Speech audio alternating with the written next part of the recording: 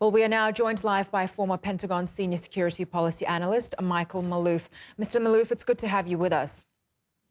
Thank you, Frida. Thank you. Now, what are your thoughts on the latest news that a military expo was struck in Kiev? The expo was in fact announced beforehand. So why do you think Kiev would even hold such an event during wartime?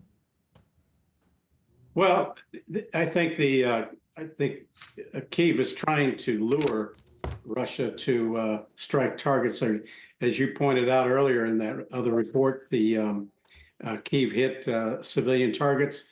I think they're doing that purposely. It's clearly a terrorist act, and they're doing it purposely in order to lure Russia to start hitting civilian targets in the West, so that they can begin pointing to that prospect, and thereby knowing that the Western press will take that information and run with it. And that's all that you'll ever hear. You never hear about the attacks in Russia on civilian targets. So it's just a mess. I think that those drones traveled a pretty good distance. So I think the military authorities need to try and pinpoint not only the launching sites, but also where they're stored, and try to eliminate them altogether. Otherwise, they're going to be a constant source. They obviously have range, and that's a pretty significant range. I think it's something like 1,300 kilometers from what I heard, which is significant. So that they can hit very, very deep into Russia. So it's really up to the Russian authorities to try and eliminate the sources of those launchers in Ukraine, and those would certainly constitute military targets. As far as military targets in Kiev and around Kiev, that's my understanding. That's all that has been targeted. That there was no targeting of civilian sites in Kiev, and so I think the Ukrainians are just trying to play victim once again.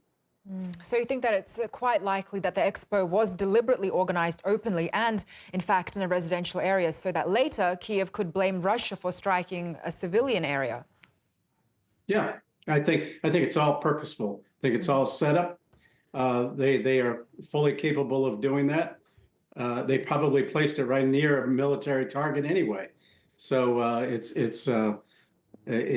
would not doubt that there's a military target nearby. So it's very clear that this is all a setup just to make Russia look bad in the eyes of the Western press and world. And it certainly will get reported on Fox News as such. Yes, because Russia's Ministry of Defense has always said that its targets are only military targets and not civilian targets. Now, today's strikes by Ukraine hit the warehouses of Russia's largest e-commerce retailer, known as Wildberries. Now, Kiev argues the company sites support Russian army logistics, and considering that some Western e-commerce platforms sell drone parts, bulletproof vests, and so on, well, they're not considered as military sites. So how does Kiev expect to claim that Russia's Amazon equivalent is a valid military target? Well, they can assert it, but smart thinking people can clearly see that it's not. To claim that such a commercial outlet is a military target because it might sell some clothing that might have military suspenders or a belt is ridiculous. It's absurd in the extreme. So I think it's a very weak argument on their part, and any common sense thinking person can clearly see through that argument as bogus.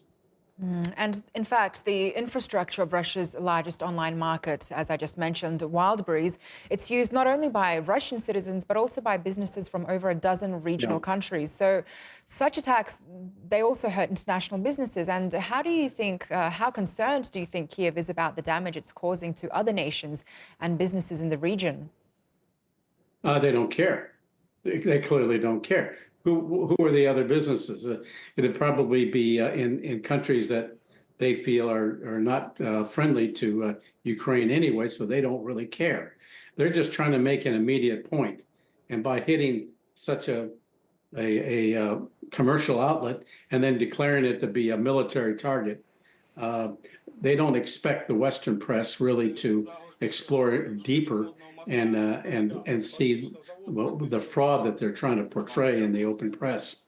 It's clearly just a commercial outlet, and they don't care what other people think. Frankly, they only want to try to make an instant impression. Then they'll move on to the next episode.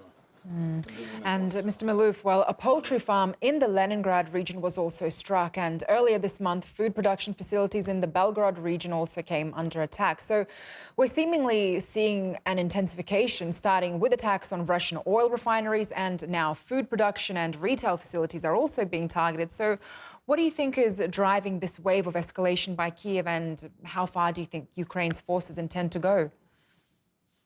I think Kiev is trying to hit critical infrastructures. They know agriculture, of course, serves both the military and the civilians, but predominantly the civilian world.